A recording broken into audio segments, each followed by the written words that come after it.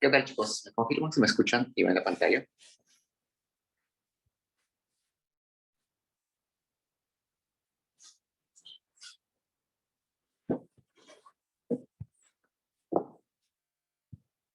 Hola, ¿no? Sí, muy bien, está bien. Gracias. Ok, hoy día tenemos que ver a Friedman. Y déjenme ver si lo controlo. Ya está. Mm,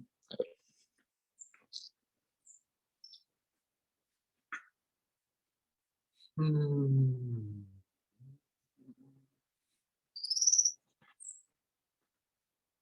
ya estamos cerca del final. Ok, entonces, control de lectura 9 a las 5:40.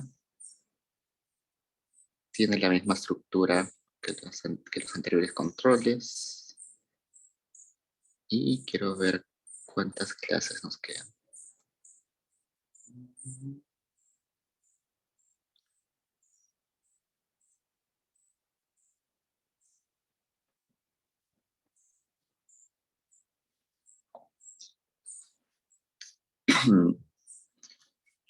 Hoy día somos semana 13, control 9.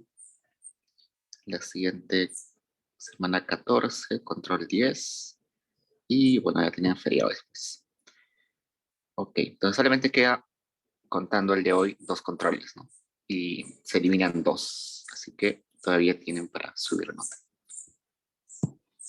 ¿Y qué más? La dirigida de hoy va a ser corta porque el texto no es muy amplio, así que tratemos de terminar rápido, así tienen tiempo para repasar la lectura y a las 5:40 dan el control.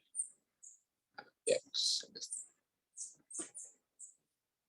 Ok, empecemos. Entonces, esta es la dirigida número 11, donde tenemos que hablar de Friedman, en particular de su texto Nueva formulación de la teoría cuantitativa del dinero. Resulta que Friedman, ya es un economista mucho más reciente, ¿no? Y que ha tenido una influencia bastante grande en la macroeconomía y en las políticas públicas, sobre todo en el desarrollo y en las ideas de cómo debe comportarse un Estado en la economía. Nosotros recordamos, seguro han escuchado en sus clases de macro o de otros cursos similares como la economía pública, que Friedman inspiró esta idea de libre mercado, de, de liberar la economía, de privatizar todo, y gran parte de su idea luego desemboca en lo que se conoce como los Chicago Boys, ¿no? Esta idea de que había que plantear reformas estructurales para que las economías que no se habían desarrollado todavía puedan desarrollarse. Era como un conjunto de recetas, de indicaciones de lo que deberían hacer países como Perú, Chile, Colombia, países del África, que querían desarrollarse y resolver sus problemas macroeconómicos, que en ese momento eran inflación sobre todo, desequilibrios en la balanza de pagos, desequilibrios en la balanza comercial, crisis frecuentes y muy fuertes. Entonces, todas las ideas de Friedman fueron a ese lado, ¿no? A tratar de resolver esos problemas, principalmente aplicando políticas monetarias. Hasta antes de Friedman, el grueso de economistas siempre recomendaban políticas fiscales, ¿no? Como Keynes, las políticas keynesianas, que básicamente decía, bueno, si la economía no está yendo bien, el Estado tiene que gastar más, ¿no? En un momento hay la discusión de que esta política es muy costosa, ¿no? Porque necesitas recaudar dinero, necesitas aumentar impuestos, si no es aumentar impuestos tienes que prestarte de otra parte, quizás de otro país o de bancos internacionales, de organismos multinacionales, ¿no? Y además se decía de que la política fiscal es muy lenta, ¿no? Y yo decido hacer un plan de reconstrucción de colegios en todo el Perú, pero va a demorar, ¿no? Evidentemente tiene que hacerse los planos, se tiene que hacer una licitación, un concurso, publicar ese concurso, evaluar las propuestas. Eh, un montón de cosas hasta que mientras se construyen las cosas, los colegios van a estar recién listos después de 6, 7 meses desde que se tomó la decisión de gastar esa plata, ¿no? Mientras que hay otras formas, como las que planteaba Friedman, políticas monetarias, que son más rápidas, ¿no? Hoy el banco, o hace unas semanas, una semana, no recuerdo, el Banco Central aumenta su tasa de interés a 5.5%, y los efectos son casi inmediatos, ¿no? Ese mismo día eh, aumenta la tasa de interés de préstamos comerciales, aumentan los intereses de la deuda, las empresas deciden no invertir o reducir su inversión porque se hace más caro el crédito. Entonces, mucho más rápido. Mientras que la política fiscal es muy lenta. Y además no es costosa porque, evidentemente, subir la tasa de interés o bajarla en otros escenarios es muy fácil, ¿no? Solamente es tomar la decisión. Se sientan, el directorio del Banco Central toma la decisión y ya está. No hay que gastar no hay que recaudar, no hay que prestarse plata, ¿no? Simplemente es tomar la decisión. Entonces, por ejemplo, las ideas de Friedman con los Chicago Boys empezaron en Latinoamérica con Chile, ¿no? Chile fue como el experimento, el primer país que se atrevió a poner esas políticas, a aplicarlas. Muchos países querían hacerlo, pero no tenían las herramientas, los funcionarios, los intelectuales, pero resulta que por algunas cuestiones ya más políticas, un montón de economistas, estudiantes de economía, se fueron a hacer sus maestrías, sus doctorados a Chicago. Ahí conocieron estas ideas de Friedman y las trajeron luego, o las llevaron luego a Chile, y ahí hicieron esas reformas, ¿no? Que funcionaron durante mucho tiempo, luego fueron imitadas por otros países como el Perú, y bueno, que luego también tuvo algunos problemas y al menos en Chile ya se está, eh, se está dejando de aplicarlas, ¿no? O se ha cambiado el modelo un poco. Entonces veamos un poco. Friedman nació en Nueva York en el 912 y murió en el 2006. Como se dan cuenta, este economista no vivió conscientemente los años de la Gran Depresión, ¿no? La Gran Depresión empieza en 1929. ¿El cuánto tenía ahí? 17 años, ¿no? 17, quizás vivió hasta los 25 años en la crisis, pero todavía no era como un académico importante, ¿no? Lo curioso es que Keynes, que vivió la crisis, sí estuvo muy inmerso en la crisis. Friedman no tanto. Pues por eso es que es capaz de proponer una nueva idea que estaba muy en contraposición a lo que decían antes los keynesianos. Un economista, estadístico e intelectual, ganó el premio Nobel, fue uno de los fundadores de la economía de Chicago. Junto a Keynes, Friedman es considerado uno de los economistas más influyentes del siglo XX. Entonces, cuando escuchen, sí, los Chicago Boys, se refiere a eso, ¿no? Los que están influenciados por las ideas de Friedman. Bueno, en los 90, con el gobierno de Fujimori, se aplicó un montón de las ideas de Friedman. Privatizaciones, Estado más chiquito, Estado que no gaste, eh, estados que no tengan empresas, no empresas públicas, aranceles muy bajos, tratados de libre comercio con todos los países que se pueda, política fiscal muy, pero muy limitada, política monetaria muy amplia, muchas libertades para el Banco Central, el tipo de cambio flexible, o al menos con metas, pero tipo de cambio flexible, es decir, se deja al mercado que ponga el tipo de cambio. Si se interviene en el mercado de dólares, en el tipo de cambio, simplemente se interviene en la volatilidad, pero no necesariamente en que hay que restringir y que baje o que se mantenga en un nivel, ¿no? Tasa de interés también libre, aunque con una meta más o menos estable. Inflación también libre, pero también con una meta en la cual debe intervenir el Banco Central, ¿no? Entonces, si se dan cuenta, Friedman le importa muy poco la inflación, perdón, le importa muy poco el Estado, le importa muy poco la economía real.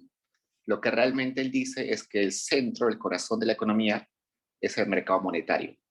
El mercado monetario es el lugar donde las cosas pasan, los grandes eventos económicos pasan y donde se puede solucionar cualquier cosa.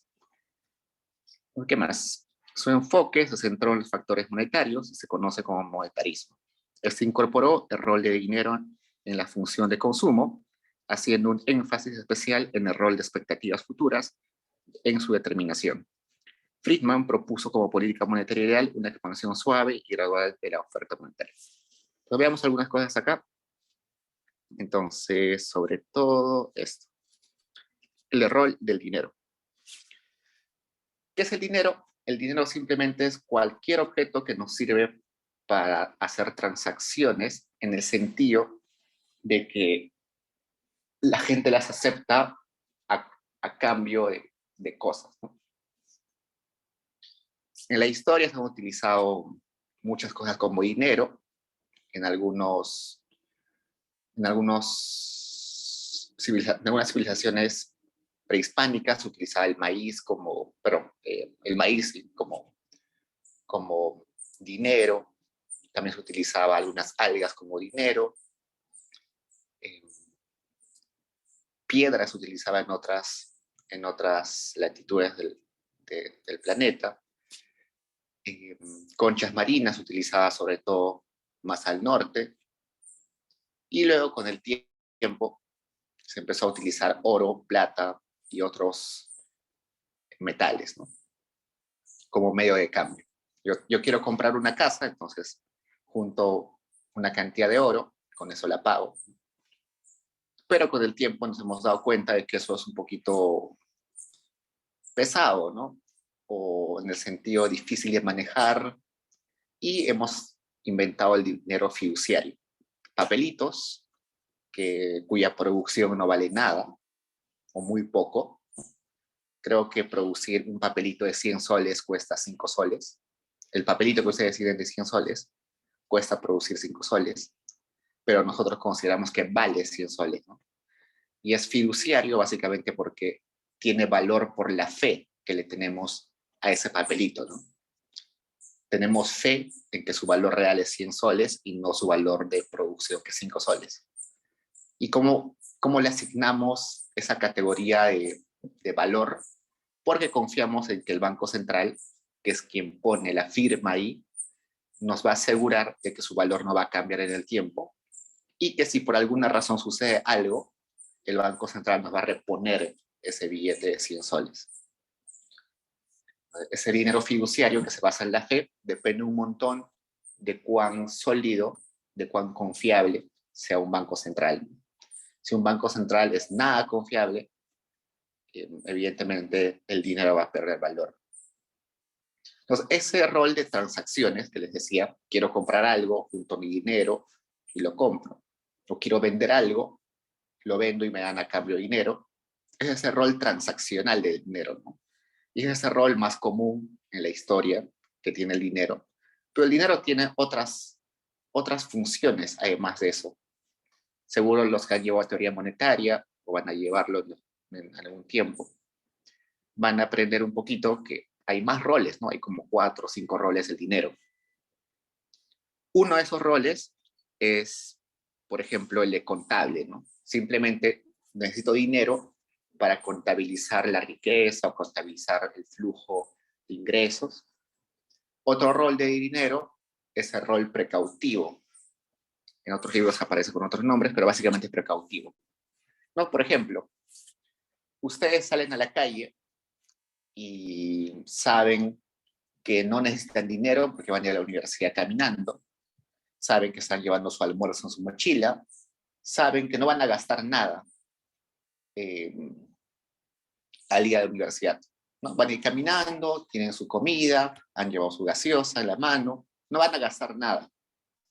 Pero aún así, ustedes van a llevar 10 soles en el bolsillo. ¿Por qué? ¿Por qué quieren llevar 10 soles en el bolsillo si saben que no van a gastar en nada? ¿Por qué se sienten más tranquilos llevando 10 soles en el bolsillo que no llevarlo?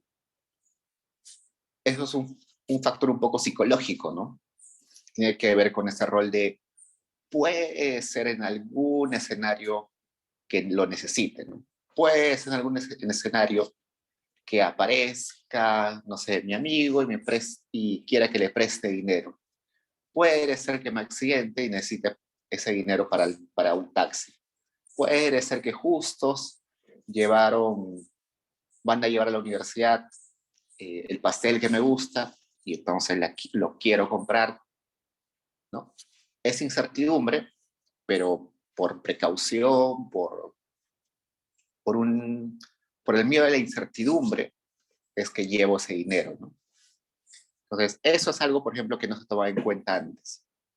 Entonces, la gente quiere dinero no solamente porque puede comprar cosas, sino porque le da la posibilidad de que eventualmente le pueda satisfacer esa necesidad, es saciar esa incertidumbre que tiene por las cosas que no sabe si van a suceder o no. Y tiene otras funciones como también, el dinero tiene otras funciones como el de especulación, ¿no? También sirve para especular. Yo puedo comprar ahorita dólares, que es dinero, y especular que el precio va a aumentar, va a bajar. Puedo comprar yenes, puedo comprar cualquier moneda internacional y especular que va a subir y bajar, con eso tener una ganancia, ¿no? Entonces el dinero no solamente sirve para transacciones, sino sirve para muchas otras cosas más. Y gracias a esos roles del dinero es que es muy flexible para hacer política monetaria. Por ejemplo, si hoy día, por alguna razón, no se sabe si el Estado, bueno, no se sabe si mañana van a abrir los centros, los bancos, no sé, hay una incertidumbre tan grande que no se sabe si mañana van a abrir los bancos. ¿Qué va a hacer la gente? Va a demandar más dinero hoy día. Va a querer ir al banco y sacar su plata. Por la incertidumbre, la gente va a demandar más billetes. Va a ir al banco y va a sacar su dinero. No sé, los préstamos hacen más baratos, por alguna razón internacional quizás. Entonces la gente va a querer sacar préstamos. Y eso se le llama más demanda de dinero. Entonces, jugando con esas expectativas sobre cómo va a funcionar la economía en el futuro, se puede jugar con la cantidad demandada de dinero. Y eso es muy importante en la economía y en la política monetaria, la política económica. Pues vamos a ver en un rato cómo se aplica eso. Expectativas futuras en la determinación de la demanda de dinero. Dice, Friedman propuso como política monetaria ideal una expansión suave y gradual de oferta monetaria. Yo sé que hoy día nosotros cuando leemos sobre economía peruana, sobre el Banco Central, lo que dicen es el Banco Central aumenta su tasa de interés de referencia. Hace una semana aumentó a 5.5. Seguro, hace algunos años el Banco Central bajaba su tasa de interés de referencia. Y eso es la política monetaria, ¿no? Política monetaria.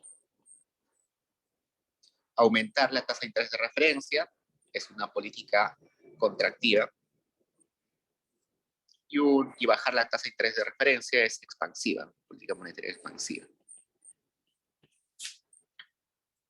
Esa es la forma en la que hoy se hace política monetaria. Pero Friedman, en su momento, proponía que la política monetaria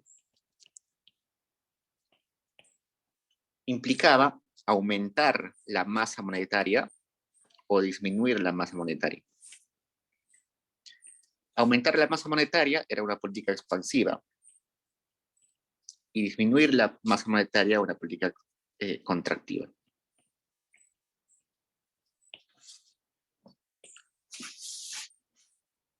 Entonces la pregunta es, ¿por qué hemos pasado de esa política que decía Friedman, donde la herramienta de política era la masa monetaria o la oferta monetaria, Y hoy tenemos otro tipo de política que es aumentar o bajar la tasa de interés. Eso es una transformación que ya viene en los 80s, los 85 quizás. En Perú ya llega casi en los 90s, casi llegando a los 90s. Pero tiene que ver con que manejar la masa monetaria es muy difícil y a veces se le va de la mano. ¿Cómo sería una política monetaria expansiva? Simplemente que el Banco Central imprime un montón de dinero, billetes, y los pone en circulación. Eso es aumentar M. Si imprimo billetes y los pongo en la economía. ¿Cómo reducir la masa monetaria? Simplemente lo que hace el Banco Central es junta dinero, junta billetes, no sé, de los bancos, del Estado, de depósitos, y los encierra en la bóveda, no los pone en la economía. Pero eso es un poquito difícil, ¿no? Entonces, con el tiempo nos dimos cuenta que aumentar la tasa de interés o reducirla es más fácil. ¿Por qué? Cuando aumentamos la tasa de interés, la gente lo que va a querer es depositar su dinero del banco. Porque en el banco va a estar más seguro y va a ganar además un interés alto.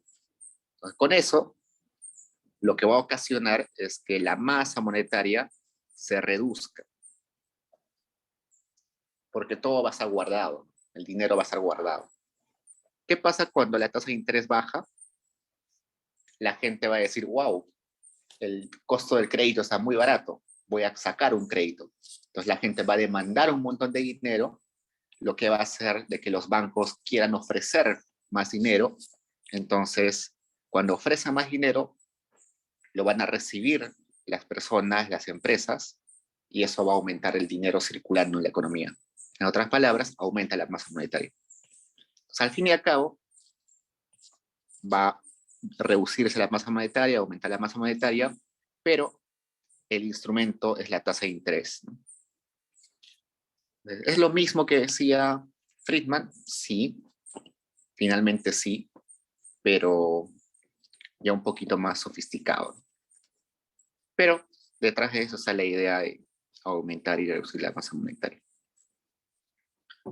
Y Friedman decía de que eso hay que hacerlo gradualmente.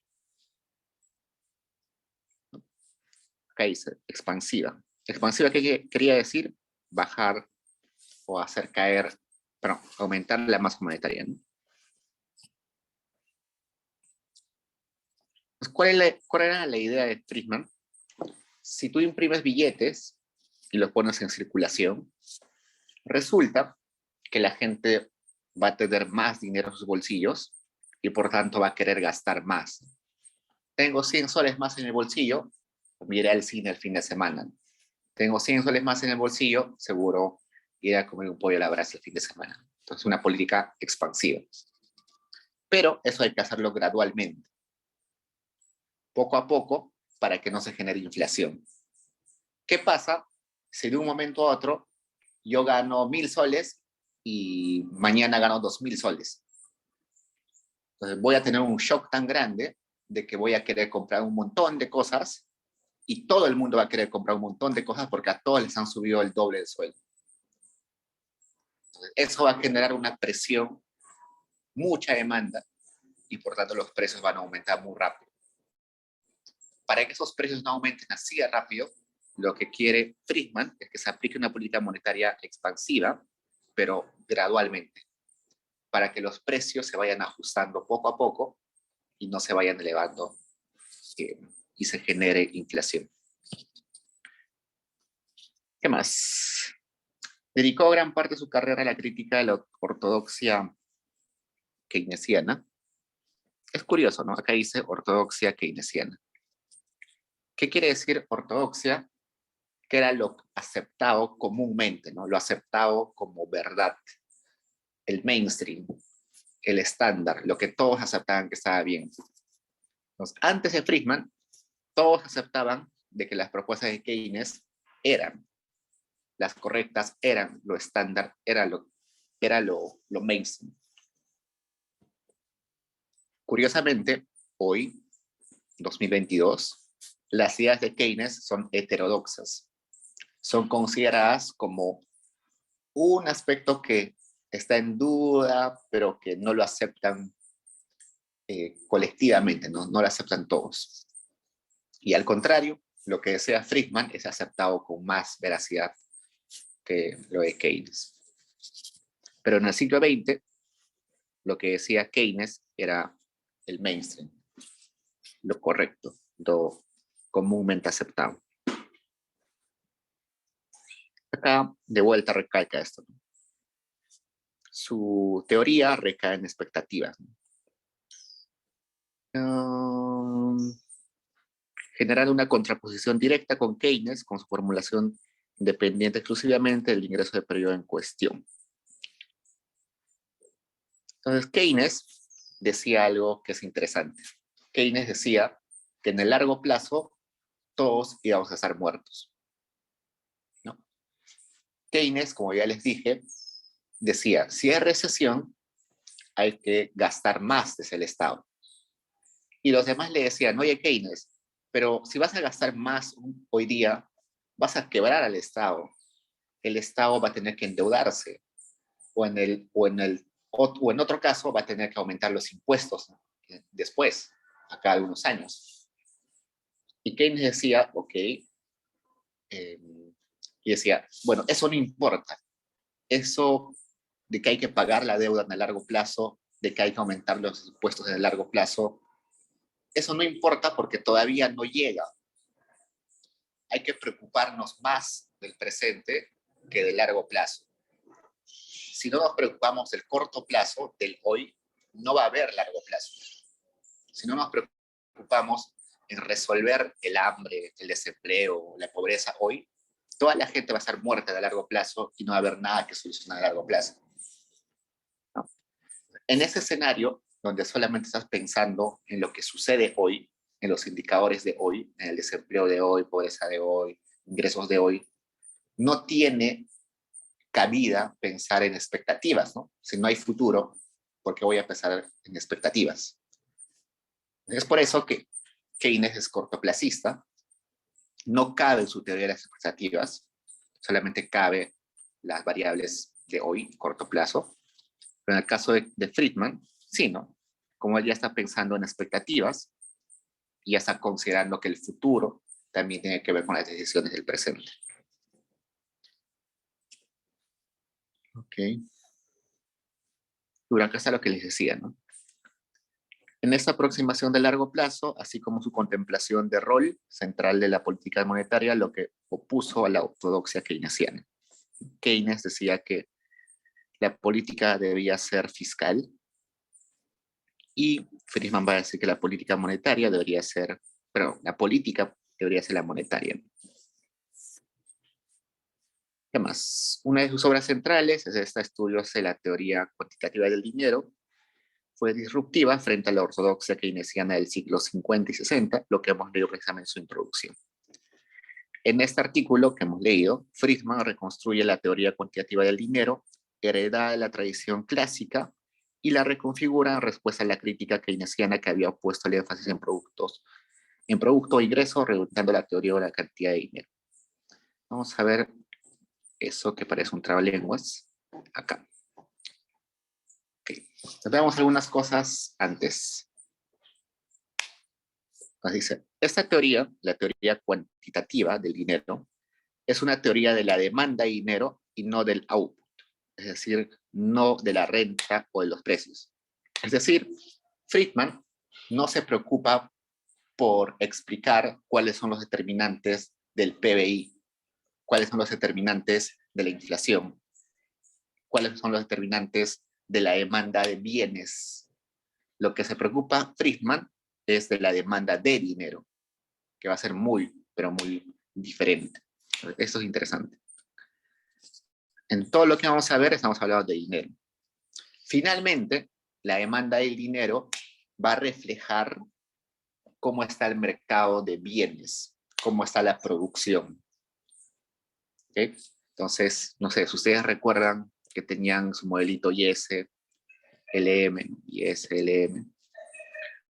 Ahora estamos hablando simplemente de este mercado monetario, de la LM, de lo que determina la LM, del comportamiento de la LM. Según Friedman, cómo se comporta la LM va a tener un contagio y un correlato en el mercado real, en el mercado de bienes. La novedad de esa teoría parte de su especificación. El dinero no es solamente un medio de transacción, no solamente sirve para comprar y vender cosas, también es un activo. Y como activo puede ser susceptible a especular con él, ¿no? No sé, ustedes tienen una acción de Amazon, es un activo, con eso pueden especular. Igual, tienen un billete de dólares, un billete de $100, pueden especular si crees si va a aumentar el precio o va a bajar el precio del tipo de cambio. Entonces, el dinero no solamente es para comprar o vender, sino también sirve para especular, como medio precautorio, como medio contable. Y lo importante y lo central es esto, ¿no? Es un activo al fin y al cabo. Okay. Y bueno, además de que el dinero es un activo y es un medio de transacción, también tiene un rol en la actividad empresarial. Una parte fundamental del rol del dinero en dicho ámbito. La rapidez con la que las empresas pueden acceder a créditos, la rapidez con la que las empresas puedan hacer sus transacciones, la rapidez como pueden acceder a financiamiento, depende de la oferta y la demanda de dinero. Eso no es muy importante, pero igual está ahí. Entonces, la demanda de dinero va a depender de tres cosas. Primero, de la riqueza total. Luego, del rendimiento de las distintas formas que toma la riqueza. Y finalmente, las preferencias del consumidor. ¿Qué quiere decir esto? Resulta que la riqueza tiene diferentes formas, ¿no? Ustedes piensen en, no sé, en sus familias, ¿no? Seguro tienen parte de su riqueza en una casa, parte de su riqueza en una cuenta de banco, parte de su riqueza tal vez lo tienen invertido en el capital humano, ¿no? Porque ustedes también, entre comillas, son una inversión. Parte de su riqueza seguro va a estar en billetes en sus bolsillos, ¿no? Entonces la riqueza puede tomar diferentes formas. Una de esas formas es el dinero, ¿no? Lo que pusimos ahí billetes, pues, pongamos dinero. Entonces, si la riqueza es una forma, perdón, si el dinero es una forma de riqueza, las demás formas de riqueza son sustitutos del dinero, ¿no? En lugar de tener dinero en el bolsillo, pude haberlo puesto en el banco. En lugar de haber tenido dinero en el bolsillo, pude haber pagado un curso para aumentar el capital humano de mi familia. En lugar de tener dinero, pude haber invertido en mejorar mi casa, ¿no? Entonces, hay que entender eso primero, que el dinero tiene sustitutos y sus sustitutos son los otros tipos de riqueza. Y cada uno de estos sustitutos del dinero va a tener un rendimiento. Por ejemplo, si yo pongo en el banco, tengo una cuenta bancaria, en esa cuenta bancaria seguro le he puesto a plazo fijo, supongamos, y me pagan 5% de interés anual. Otra parte de mi riqueza puede haberlo puesto en mejorar mi casa. Y mejorar mi casa me trae un rendimiento, digamos, de 10% porque lo alquilo. Mi riqueza también está en capital humano. Seguro he pagado un curso para mis hijos, para mi familia, y eso, no sé, en el largo plazo me va a redituar 2% anual, porque va a aumentar los ingresos de mi familia en 2%. Y el dinero en mi bolsillo está en mi bolsillo. Quizás no me trae nada de rendimiento, ¿no? 0% de rendimiento. Está ahí estancado en mi bolsillo. Entonces, como son sustitutos, esas formas de riqueza, yo voy a tratar de elegir cuál me da mayor rendimiento, ¿no? Seguro, bajo estas características, yo voy a querer poner mi riqueza, la mayor parte de mi riqueza, en mejorar mi casa, porque me da mayor rendimiento, ¿no? Pero quizás mejorar mi casa es muy riesgoso. Entonces, para suavizar el riesgo, una parte la pongo en capital. Y ustedes dirán, ok, pero si el dinero me da 0%, debería ser, ¿por qué lo tengo? Ahí tiene que ver esto, las preferencias. No solamente la decisión de tener eh, la riqueza en diferentes formas depende de cuánto rendimiento me da cada uno, sino también de mis preferencias, ¿no?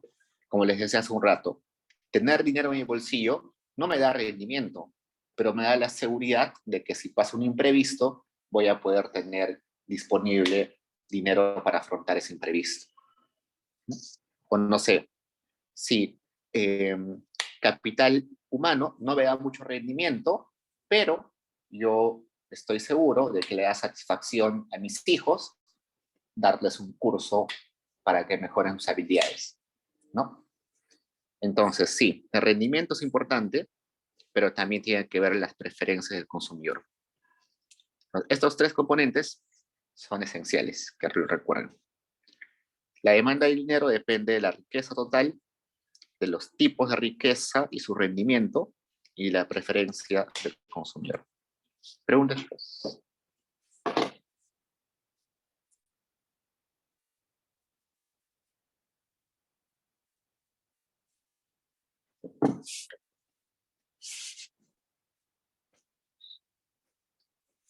Ok, sigamos. Dicen, la fuente de la riqueza es el trabajo humano, siendo la riqueza total lo siguiente. Entonces dice W es la riqueza, Y es el ingreso total y R es la tasa de interés.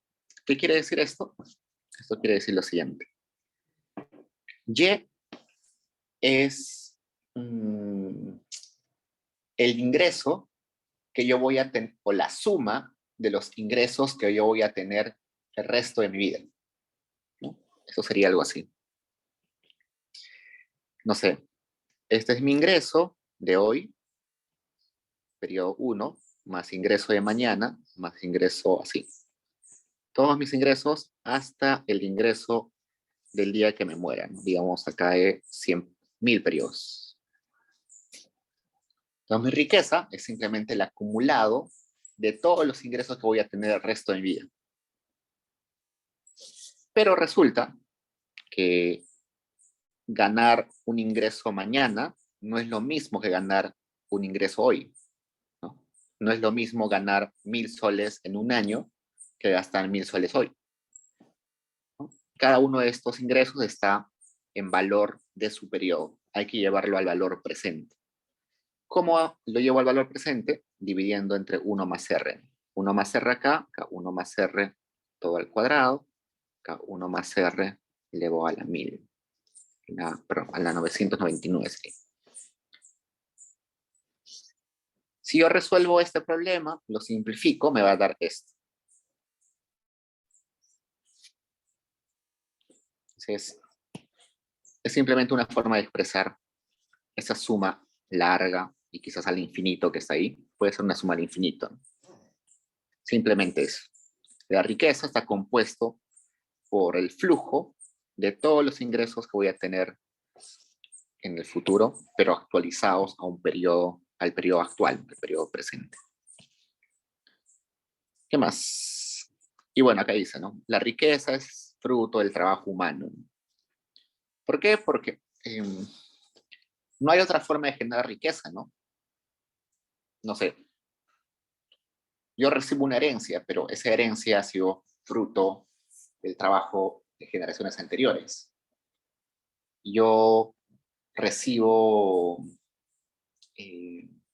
unas acciones que me regalan, pero esas acciones han tenido que ser compradas con algún dinero, ¿no? Y ese dinero seguro fue fruto del trabajo de alguien más. Entonces, al fin y al cabo, cualquier tipo de riqueza, una casa, una cuenta bancaria, acciones, no sé, lo que sea, son frutos del trabajo, ¿no? Ok, veamos. Ya. Entonces, resulta que hace un rato yo les dije que la riqueza toma diferentes formas, ¿no? Y yo les dije que podía ser una casa, una cuenta bancaria, el capital humano, ¿no? Ya Friedman, de una forma más sistematizada, los categoriza en estas formas. Es dinero, que le va a llamar M, bonos u obligaciones, que le va a llamar B, acciones, que le llama E, bienes físicos no seres humanos, que le llama G, y capital humano, que le llama H. Entonces, la riqueza, cualquier riqueza se puede dividir en estas categorías, ¿no? Bonos, obligaciones, ¿qué son? Son simplemente contratos donde yo me comprometo a dar un dinero a cambio de una retribución monetaria en el futuro, ¿no? El bono es simplemente una hojita donde dice, yo le estoy entregando 1.000 soles, supongamos, al Estado peruano, y el Estado peruano dentro de 20 años me va a devolver el dinero, pero con un interés, no sé, del 10% anual.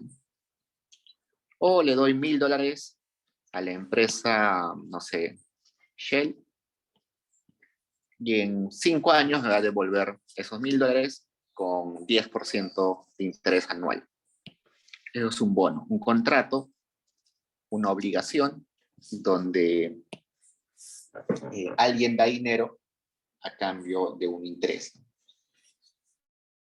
Las acciones son la propiedad de alguna empresa o de algún activo financiero.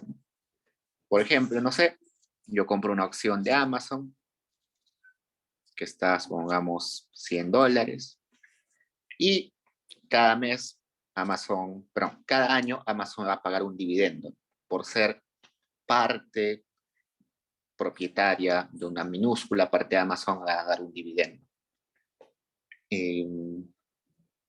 Y bueno, yo también puedo vender mi acción, ¿no? El precio de la acción de Amazon sube, baja, sube, baja. Yo puedo venderla cuando quiero. ¿Qué más? Bienes físicos no humanos como casas, departamentos, máquinas, electrodomésticos, todo eso. Y capital humano, el potencial que tiene cada persona de generar ingresos, ¿no?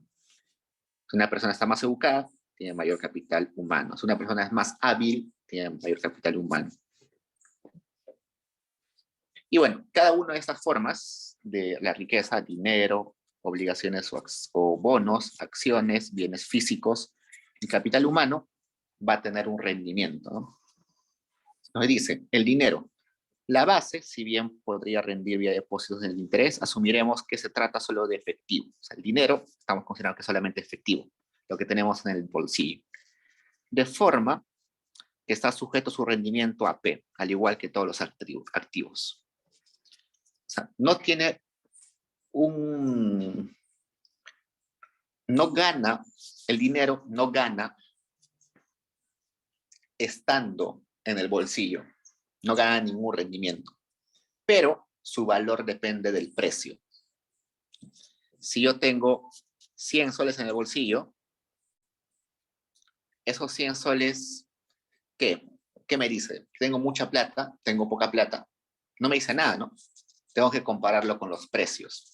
Si, por ejemplo, el precio de las tortas está $1, entonces puedo comprar 100 tortas.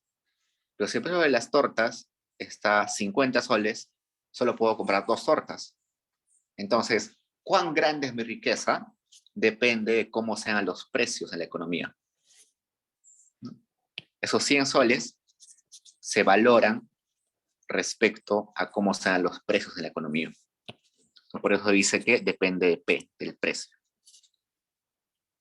Luego, las obligaciones dicen, su rendimiento depende de 2 partes. El interés que te pagan por tener el bono, y también los precios, ¿no? Al igual que en el caso del dinero. Entonces, como les contaba hace un rato, un bono es simplemente un contrato donde yo doy dinero a alguien, al Estado, a algún país alguna empresa y a cambio me va a pagar una tasa, un interés. Y bueno, evidentemente, si yo decido hoy día deshacerme de ese bono, me van a dar un dinero y por eso depende el precio, ¿no? Que con ese dinero puedo comprar cosas. ¿Cuántas cosas puedo comprar? Depende de los precios. ¿Qué más? Acciones. Su rendimiento depende de dos partes. Los dividendos, cada fin de año, eh, las empresas que cotizan en bolsa deciden en pagar dividendos. Puede ser dividendos, a veces no pagan nada de dividendos, normal, pero usualmente pagan, ¿no? Y también la variación de los precios base, ¿no? También depende de los precios. Luego, ¿cuál es el rendimiento de los bienes físicos? Depende de la variación del precio base y de la depreciación o apreciación también. Por ejemplo, sí, yo tengo una casa, pero esa casa se va a ir depreciando con el tiempo, ¿no? Evidentemente se desgasta la fachada, las estructuras con el tiempo se vuelven más débiles, entonces va perdiendo valor, ¿no? Tengo un carro, el carro cada año se vuelve más antiguo, el modelo se vuelve más desfasado, va perdiendo valor, ¿no? Entonces hay que tomar en cuenta eso. Y el capital humano nos dice, el rendimiento o calcular su rendimiento es algo más complicado. Podemos asumir en líneas generales ciertos grados de sustitución, pero lo central es el rol de la inversión en este tipo de capital en la obtención de otros tipos de riqueza, centrándonos nosotros en la tasa de riqueza no humana respecto a la humana. Lo que sucede es que con el capital humano no se puede hablar de depreciación, no se puede hablar mucho de precio, es un poquito más complicado. A ver, si ustedes invierten en su educación 5 años en la universidad y salen graduados como economistas, ¿su capital humano se va a depreciar con el tiempo? No es como una casa o un carro que se va depreciando. Al contrario, puede ser que se aprecie, ¿no? Porque a más experiencia como economistas van a ser más valorados, ¿no? Entonces es medio complicado hablar de capital humano porque es un tipo de riqueza que nunca se deprecia, sino se aprecia. Además de eso, ¿cómo mides el capital humano, no? Puede haber un graduado de economía más hábil que otro, pero ¿cómo lo mides? ¿Cómo sabes? ¿Cómo calculas cuál va a ser el rendimiento, no? Puede ser que yo haya dedicado 5 años a estudiar en la universidad, tengo un capital humano muy grande, pero, no sé, quiero vivir la vida y me dedico a la música. Sigo siendo capaz de producir dinero potencialmente siendo economista, pero no quiero. Es un poquito más complicado, ¿no? Por eso es que lo que va a tratar de hacer es simplemente aproximarlo con el salario, con W. ¿Qué más? Ok, entonces acá dice, queda claro que hay cierta injerencia en los gustos y preferencias, ¿no? Como les dije hace un rato. Yo no necesito dinero en el bolsillo, pero lo tengo porque me da seguridad. Quizás yo tengo un montón de capital humano, he estudiado la maestría, el doctorado, no sé, el postdoctorado, pero aún así no quiero trabajar como economista. Entonces, depende mucho también de de gustos y preferencias. Por tanto, la ecuación que nos va a dar es la siguiente. La utilidad de una persona va a depender de cuánto dinero tengas, de cuántos bonos tengas, de cuántas acciones tengas, de cuánto, ¿qué es G? De cuántos bienes físicos tengas, de cuánto capital tengas, y este U, que serían las preferencias y gustos. Entonces, la utilidad va a depender de todos estos tipos de riqueza. Pero a mí solamente me importa este M. ¿Por qué? Porque quiero hallar la demanda de dinero. Entonces, lo que voy a hacer es lo siguiente. Voy a tratar de, no sé, ustedes seguro saben que en micro han visto esto, ¿no? Yo quiero maximizar mi riqueza, pero mi utilidad, maximizar mi utilidad sujeto a qué? A que mi riqueza es igual a la suma de todo eso, ¿no? M más B más E más G más H. Y seguro me van a decir que perdón, no sé, que B depende, ¿de qué dependía? De precios, ¿no? ¿Qué más dependía? De la tasa de interés que me pagan los bonos. Las acciones, ¿de qué dependía? Dependía del precio y también de la tasa de rendimiento de los dividendos, ¿no? Los dividendos que me pagaba esa, esa acción. Los bienes físicos, que era G, ¿de qué dependía su rendimiento? Dependía de precios y también dependía de la depreciación o apreciación. ¿Qué más?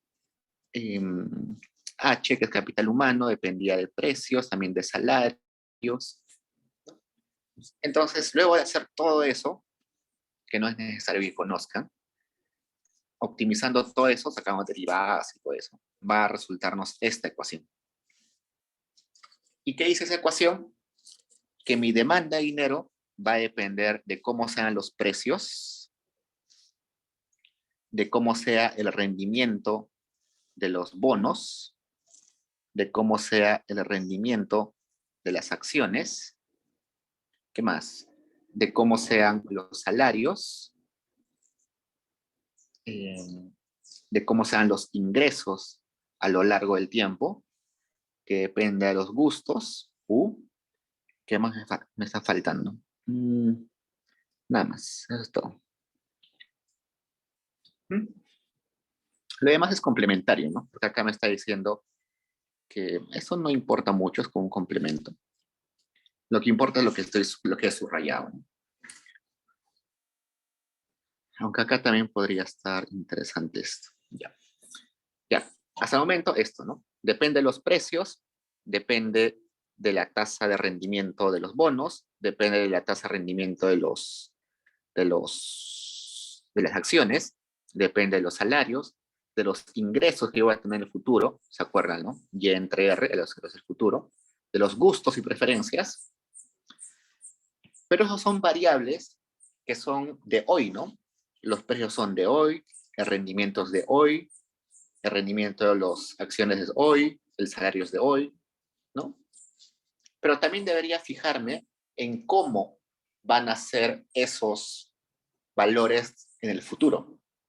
Y por eso es que acá aparece esto, diferencial o derivada de R respecto al tiempo, derivada del precio respecto al tiempo. Entonces, no solamente te preocupas por cómo sea el rendimiento y los precios hoy, sino también cómo van a variar en el tiempo, ¿no? Por eso hay derivada respecto a T, que es el tiempo. Por ejemplo, si yo sé que los precios en el futuro, esa derivada del precio respecto a T, es mayor a 0, eso me está diciendo que los precios en el futuro van a ser más altos que hoy. Si los precios en el futuro van a ser más altos que hoy, ¿yo qué voy a preferir? ¿Comprar mis cosas hoy o comprarlas en el futuro? Hoy, ¿no? Por ejemplo, quiero comprar una laptop, pero sé que los precios van a ser más altos mañana. Mañana. Prefiero comprarlo hoy, ¿no? Y si lo voy a comprar hoy, voy a demandar dinero hoy para comprar esa laptop. Entonces, comprar esa laptop no solamente depende del precio de la laptop hoy, sino también de cómo sean los precios en el tiempo. Igual, tener una acción no solamente depende del rendimiento que me dé hoy, sino de cómo se va a comportar en el tiempo ese rendimiento. Entonces, esa ecuación se forma por eso, ¿no? ¿Pregunta, chicos?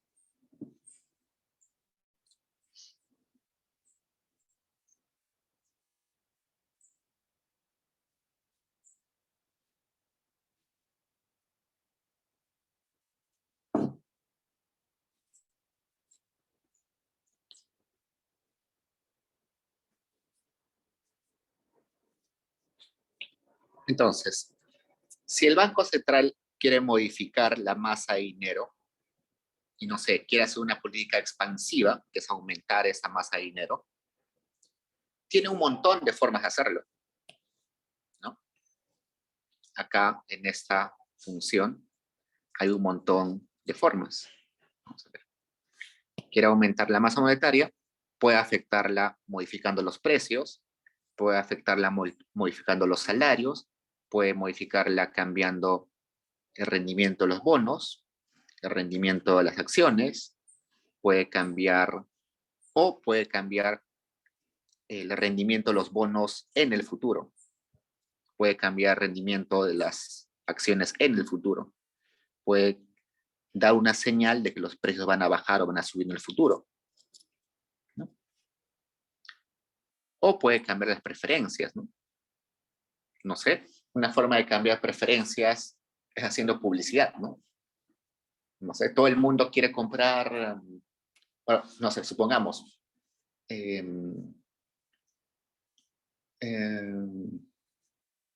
nadie se quiere vacunar, ¿no? Es preferencia de las personas que no se quieren vacunar. ¿Cómo las cambiamos? Publicidad. Les ponemos en televisión y en radio los beneficios de la vacunación, los beneficios de cuidarse, todo eso. Entonces, las preferencias cambian. Entonces, el Estado puede afectar en muchas variables acá y con eso afectar la demanda de dinero. A ver, un ejemplo, por ejemplo. Si lo que es puesto en círculo es el rendimiento de los bonos, ¿no? El rendimiento de los bonos. Entonces, si yo aumento el rendimiento de los bonos, ¿no? Supongamos que yo soy el Estado y tengo bonos y digo a la gente, antes pagaba por los bonos 5% anual, ahora voy a pagar 10% anual. ¿Qué va a hacer la gente? Va a decir, qué buen negocio, voy a ir a comprar bonos. ¿Y qué van a hacer las familias, las empresas? Van a agarrar la plata que tenían en el bolsillo y van a comprar bonos.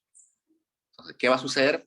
Va a caer la demanda, pero va a aumentar, va a caer la demanda de dinero, ¿no?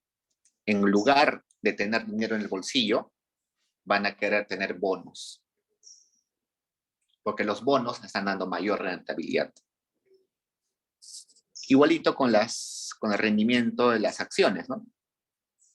Si, no sé, las acciones están, no sé, subiendo un montón porque, no sé, mañana acaba la guerra con Ucrania, de Ucrania a Rusia, acaba todo eso, las bolsas de valores del mundo se recuperan, aumentan los rendimientos de las acciones, entonces, dice, toda la gente se emociona y dice, wow, es un buen negocio invertir en bolsa ahorita, voy a comprar acciones. Entonces, saco mi plata que tenía en mi bolsillo y compro acciones. Y con eso cae la demanda de efectivo que tenía. Entonces, así, el Estado, desde la política, se puede hacer un montón de cosas. ¿Preguntas, chicos?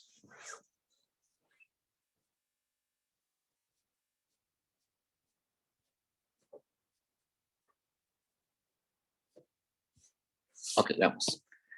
Respecto a la función construida anteriormente, cabe recalcar algunas especificaciones. O la tasa de interés, dijimos que era R, es una variable no observable, dado que se toma el promedio ponderado de los intereses de los activos RB y R. Este R que está acá no es RB ni RE, ¿no? Friedman dice que va a ser el promedio de RB y RE. No tiene mucha importancia.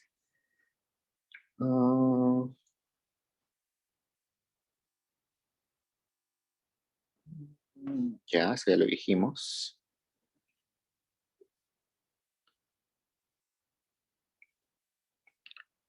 También ya lo dijimos. Y entre R era la riqueza, ¿no? Que íbamos a tener el tiempo. ¿Qué más?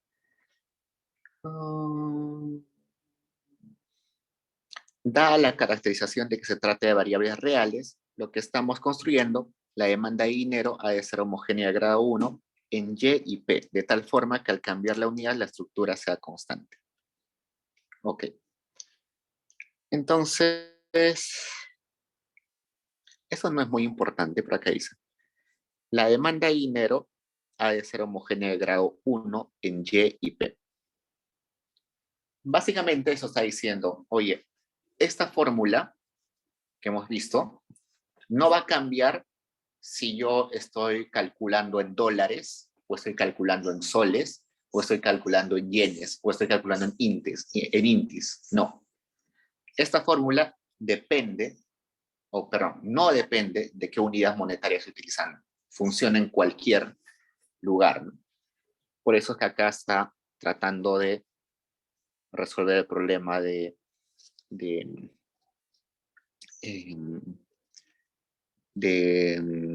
funciones homogéneas, ¿no? Estoy poniendo acá mi lambda P, acá mi lambda y acá afuera aparece mi lambda, para decir que este lambda está elevado a la 1, y por tanto es homogénea de grado 1, ¿no? Por ejemplo, en Colombia, que trabajan con pesos colombianos, todos los precios están multiplicados por 1000, más o menos, ¿no? Por ejemplo, una gaseosa que acá está a 2 soles, ahí está 2000 pesos, ¿no? Entonces, a eso se refiere. Como los precios en Perú y en Colombia están en diferentes unidades, acá estamos en soles, allá en pesos, y también los ingresos o la riqueza, los ingresos futuros, también están allá en pesos y acá en soles. Entonces, si cambiamos, transformamos de pesos a soles, va a seguir siendo lo mismo. Entonces, eso no, solamente es una cuestión para decir que funciona la ecuación en cualquier lugar. Entonces, del mismo modo, acá hace lo mismo, pero para la demanda de dinero no es muy importante, simplemente está diciendo eso, ¿no? Simplemente es que no varía la fórmula si estamos en otros contextos con otras unidades monetarias. Entonces acá vemos la demanda de capital. Las empresas también demandan dinero como capital, como recurso productivo. Entonces, todo lo que hemos visto antes era más relacionado a la familia, ¿no? La familia tiene riqueza en diferentes formas y una de esas formas es tener dinero en efectivo. Pero por el lado de las empresas, también demandan dinero, pero lo demandan porque ese dinero es capital. No lo van a tener en el bolsillo, ¿no? Sino van a demandar dinero para invertir. Entonces veamos, la demanda de dinero de las empresas se determina en primera instancia por su demanda de insumos en general, siendo esta determinada por sus costos y sus precios. Si los costos de sus insumos son altos, va a demandar más dinero. Se desprende de esto último que han de incluir los costos de formación de capital o del financiamiento, siendo eso las tasas de interés, así como los precios de inflación, han de incluir otros factores adicionales. Si las empresas afrontan inflaciones altas, van a necesitar en el tiempo mayor demanda de dinero, ¿no? Más capital para financiar esa inflación. Si las empresas han prestado el dinero y su tasa de interés es alta, van a tener que pagar intereses altos, entonces van a demandar dinero para pagar esas tasas de interés altas. ¿Qué más? Bueno, también esa demanda de dinero va a depender del volumen de transacciones, ¿no?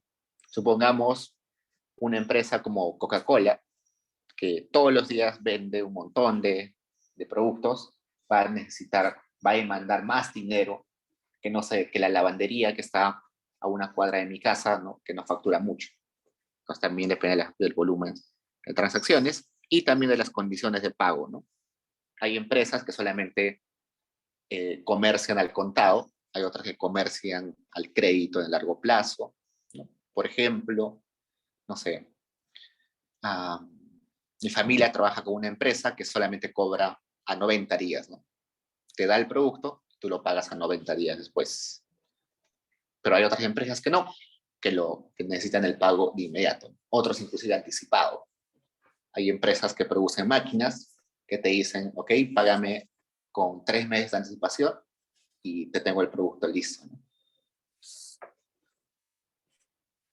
¿Qué más? Esto no es muy importante. Okay. Resulta que esa teoría es una teoría que está considerando familias, está considerando empresas, pero no está considerando otros intermediarios u otros agentes, como por ejemplo bancos, mercados de valores, mercados financieros, mercados de derivados, ¿no? ¿Por qué? Porque esa teoría es solamente una teoría de la demanda. No está hablando de la parte de la oferta. Si tendríamos que hablar de la parte de la oferta, tendríamos que ver bancos, tendríamos que ver los bancos centrales, tendríamos que ver el mercado de valores, no sé, el mercado de acciones, el mercado de commodities inclusive. Entonces, solamente para mostrar que esta parte de la teoría de Friedman, o Friedman, nunca se ha ocupado de la oferta de dinero. Friedman siempre consideraba que la oferta de dinero era constante. Era constante en el sentido de que el Banco Central o el hacedor de política decide cuánto es esa masa monetaria. Y eso tiene sentido porque en la época de Friedman, el único que podía determinar la cantidad de dinero era el Banco Central, ¿no? Nadie más podía emitir dinero. Y además las economías eran muy cerradas, ¿no? Pero hoy en día que la economía, que el mundo es tan abierto y diverso, inclusive hay gente que tiene su propio dinero, ¿no? Las criptomonedas funcionan como dinero en algunos casos, pero no, el Banco Central no tiene potestad de cómo restringirlo, no tiene forma. Eh, los bancos tienen la posibilidad de crear dinero, no crear dinero físico, pero sí crear dinero virtualmente. En teoría monetaria van a ver la capacidad de creación de dinero de los bancos. Y así, o sea, el mismo hecho de crear acciones, bonos, de hacer papeles, activos financieros, es una forma de crear riqueza.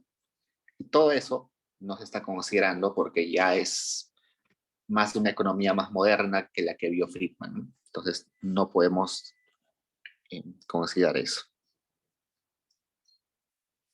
¿Qué más? A ver, controversias. Existen 3 puntos de contingencia alrededor de la aceptación de la teoría. ¿Por qué la teoría de Friedman no es aceptada a veces? La estabilidad e importancia de la función de demanda y dinero. Veamos. Dice, estabilidad. La relación entre la demanda y sus determinantes persiste.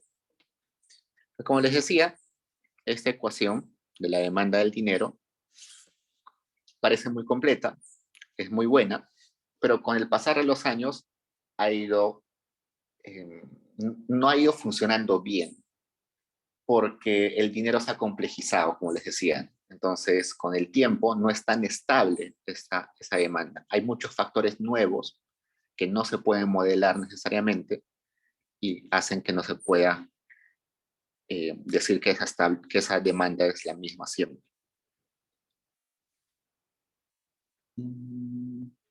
Ya. Importancia. La cantidad de dinero es necesaria para explicar las variables de atención, precio y renta monetaria. ¿Qué quiere decir eso? Lo siguiente. Si bien es cierto, el precio determinaba la cantidad de dinero,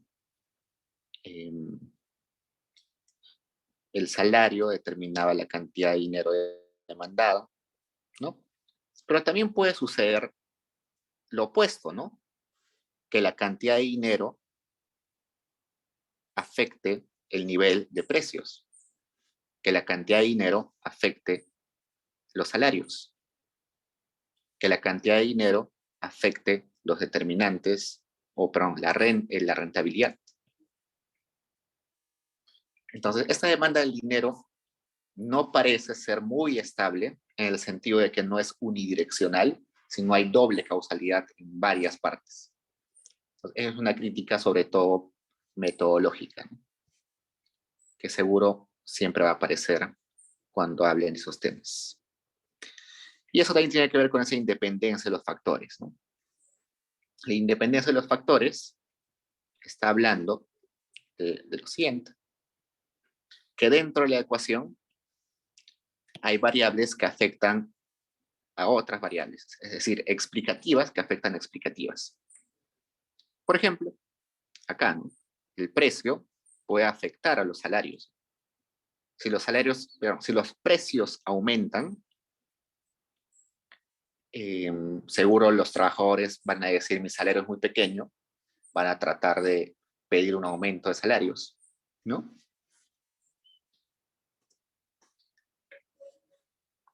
En teoría, en econometría ustedes seguro han visto que una variable endógena no puede estar correlacionada con otra endógena. Eso traería un sesgo en la estimación. Y acá aparece claramente que sí hay esta correlación.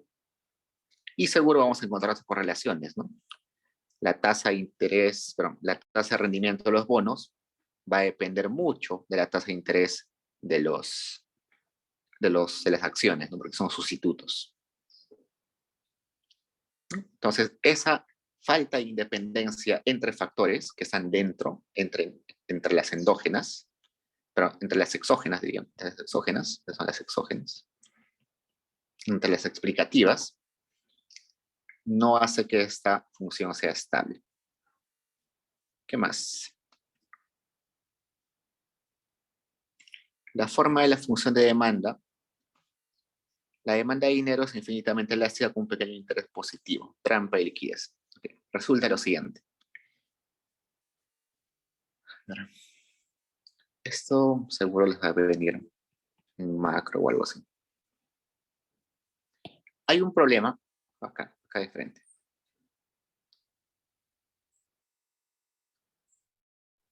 Acá hay un problema. Estas tasas de rendimiento que están acá son tasas de rendimiento que pueden crecer al infinito, pero no pueden decrecer al infinito.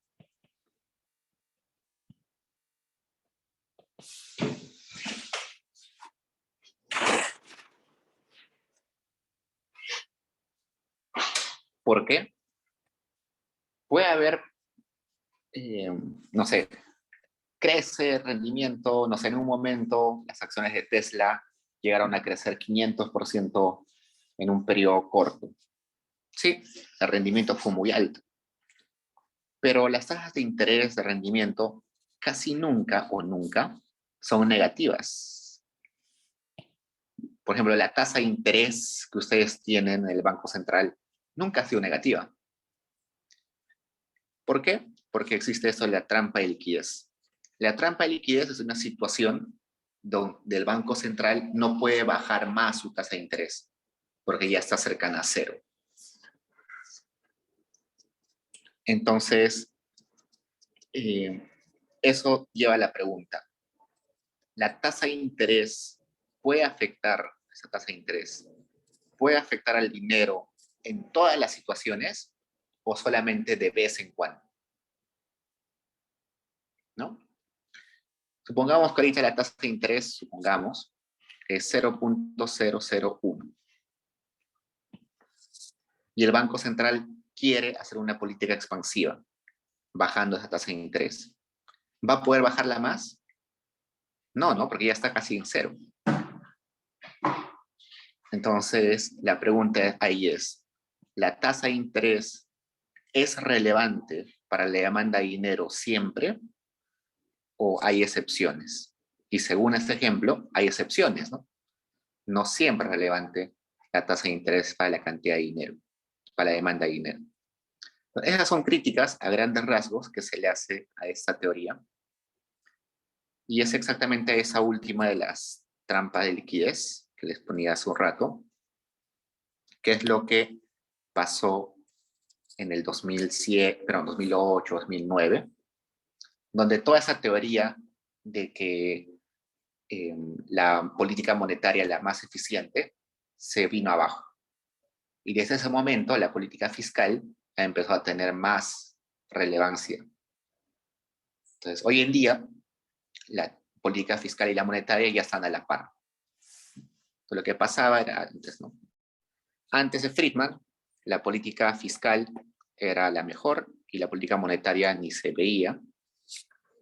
Luego, con Friedman, la política fiscal pierde su relevancia y la monetaria se vuelve la estrella. Y luego 2008, 2009 nos damos cuenta que la política monetaria no era la gran panacea o lo máximo. Y hoy en día ya estamos más balanceados. Ambos son importantes, cada uno en su mejor espacio de acción. ¿Preguntas, chicos?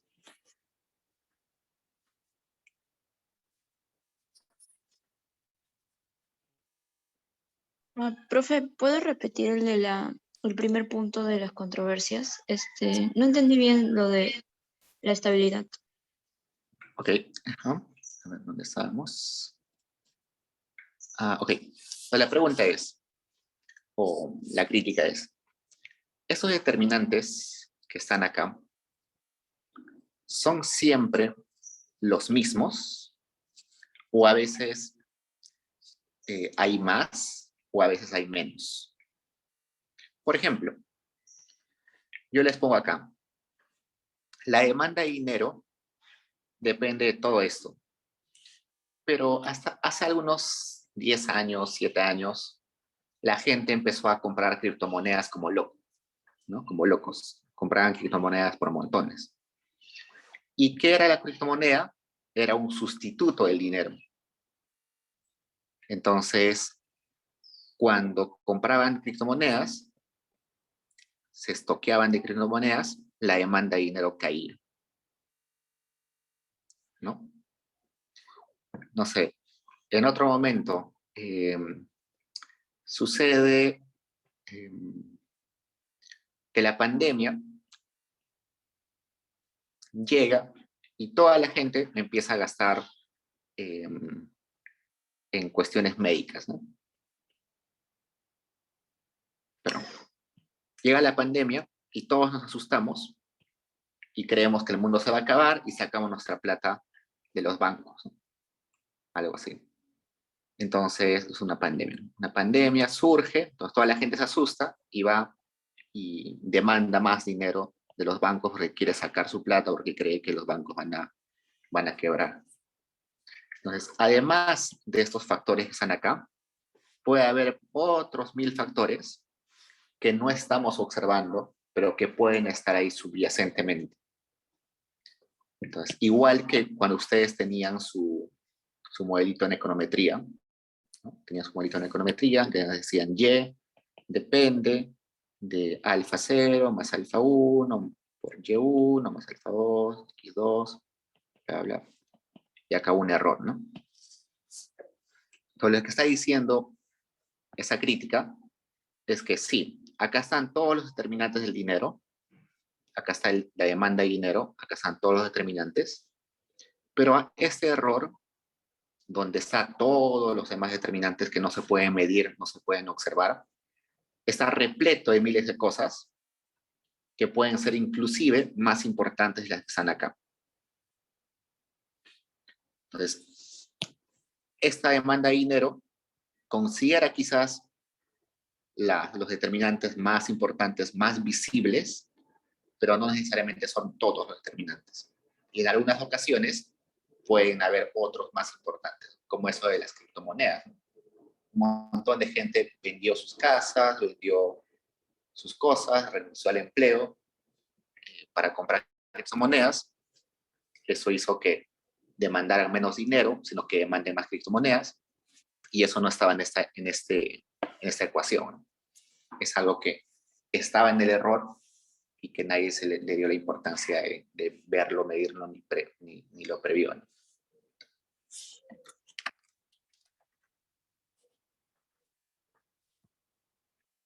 ¿Dudas, chicos?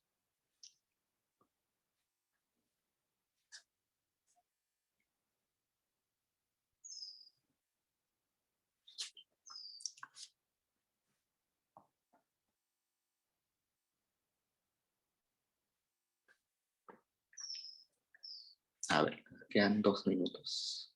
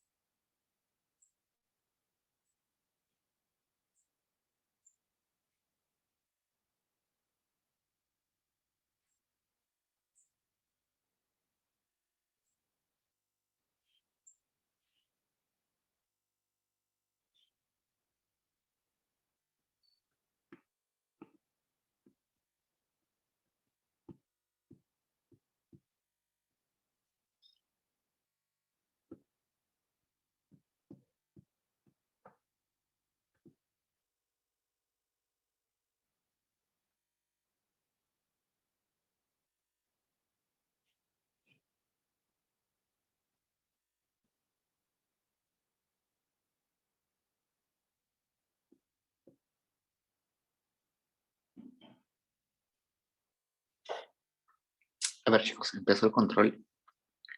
Cualquier cosa estoy conectado, así que me preguntan por el chat.